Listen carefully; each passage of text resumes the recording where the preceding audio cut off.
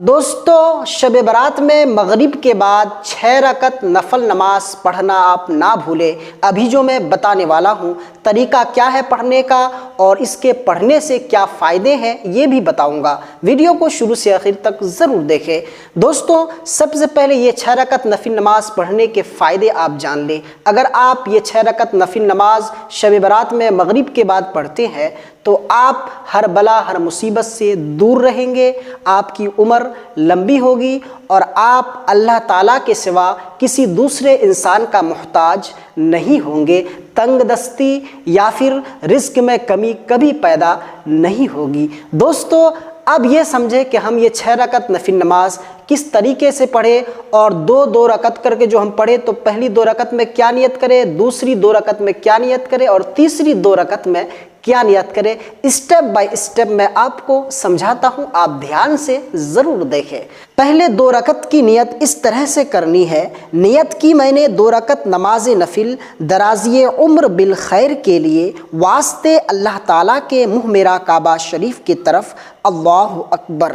اس طرح سے آپ کو نیت کر لینی ہے پہلے 2 رکعت کی۔ اس کے بعد آپ کو ثنا پڑھنا ہے۔ ثنا پڑھنے کے بعد سورہ فاتحہ یعنی الحمدو کی سورت آپ کو پڑھنی ہے اور ایک سورت آپ کو ملانی ہے۔ آپ کو جو سورت یاد ہو، اما پارا میں سے یا قرآن میں سے جو سورت یاد ہو آپ کو ایک سورت ملانی ہے۔ اس کے بعد جو ہے آپ کو رکوع کرنا ہے، سجدہ کرنا ہے۔ سجدہ کرنے کے بعد پھر دوسری رکعت کے لیے کھڑے ہو جانا ہے۔ سیم اسی طرح سورہ فاتحہ پڑھنا ہے، ایک سورت ملانی ہے، رکوع سجدہ کرنے کے بعد 2 رکعت کے قعدہ میں بیٹھ جانا ہے، تشہد پڑھنا ہے، درود ابراہیم پڑھنا ہے، دعائے معصورہ پڑھنا ہے۔ اس کے بعد آپ کو دونوں طرف سلام پھیر دینا ہے۔ 2 رکعت آپ کی مکمل ہو گئی۔ اب سلام پھیرنے کے بعد آپ کو ایک مرتبہ سورہ یاسین کی مکمل تلاوت کرنی ہے۔ اگر آپ کو سورہ یاسین پڑھنا نہیں آتا ہے تو آپ 21 مرتبہ 21 مرتبہ آپ کو سورہ اخلاص یعنی قل هو اللہ احد یہ سورت کی تلاوت کرنی ہے۔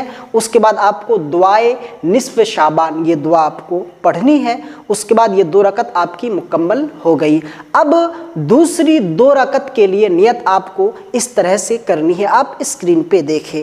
نیت کی میں نے 2 رکعت نماز نفل شب برات کی دفع بلیات کے لیے واسطے اللہ تعالیٰ کے منہ میرا کعبہ شریف کی طرف، اللہ اکبر۔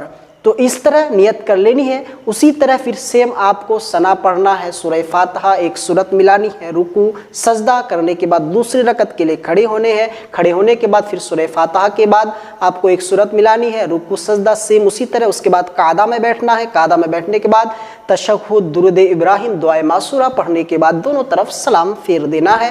اس کے بعد پھر سیم اسی طرح سورہ یاسین کی ایک مرتبہ تلاوت کرنی ہے۔ سورہ یاسین یاد نہ ہو تو 21 مرتبہ سورہ اخلاص پڑھنا ہے۔ اس کے بعد پھر دعائے نصف شعبان پڑھنا ہے۔ پڑھنے کے بعد یہ آپ کی 4 رکعت نفل نماز مکمل ہو گئی۔ اب آخری 2 رکعت کی نیت آپ کو اس طرح سے کرنی ہے، اسکرین پہ دیکھیں۔